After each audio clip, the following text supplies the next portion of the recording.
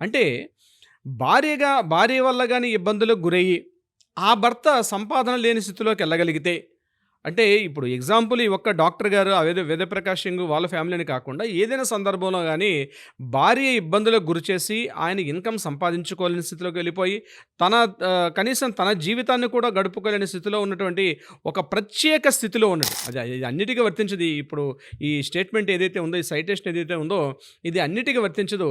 కేవలం కొన్ని ప్రత్యేక పరిస్థితుల్లో ఉండేటప్పుడు మాత్రమే ఈ సైటేషన్‌ని మనం యూజ్ చేసుకోవచ్చు. అంటే ఏంటంటే ఇక్కడ భార్య భరణం కోరే హక్కు ఉంటుంది. అంటే మెయింటెనెన్స్ అడిగే హక్కు ఆటోమేటిక్‌గా కోల్పోతుంది. అంటే హక్కులనేవి ఇద్దరికీ ఉంటాయి. ఈ జెండర్ ఈక్వాలిటీ అంటాం. కానీ చాలా సందర్భాల్లో బీయింగ్ ఎన్ అడ్వొకేట్‌గా నేను గమనిస్తుంది జెండర్ ఈక్వాలిటీ అనేది ఈక్వల్‌గా కనిపించట్లేదు చట్ట పరిధిలో ఆలోచించినట్లయితే. ఇప్పుడు మహిళలకు ఎక్కువగా ఉన్నటువంటి హక్కులే కనిపిస్తున్నాయి. దీని మీద అనేక వీడియోలు కూడా మనం మాట్లాడుకోవడం జరిగింది.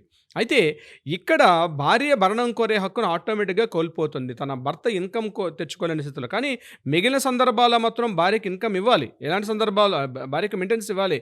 అంటే తన జాబ్ ఉన్నా, జాబ్ లేకపోయినా, బిజినెస్ ఉన్నా, బిజినెస్ లేకపోయినా ఏ స్థితిలో ఉన్నా సరే తప్పనిసరిగా మెయింటెనెన్స్ ఇవ్వాలి.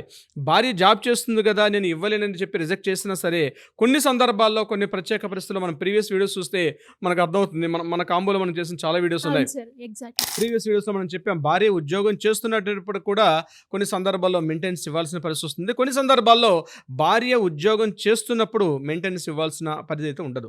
ఇలా ఈ కేసు విషయానికి వచ్చినట్లయితే భార్య వల్ల తన ఉద్యోగం, తన ఉపాధి, తన యొక్క దైనందిన జీవితం డిస్టర్బ్ అయినప్పుడు ఆటోమేటిక్‌గా ఆ భర్త భార్యకి మెయింటెనెన్స్‌ని ఇవ్వాల్సిన అవసరం లేదని చెప్పి ఈ సందర్భంగా ఈ కోర్టు యొక్క తీర్పు ద్వారా మనకు తెలుస్తుంది.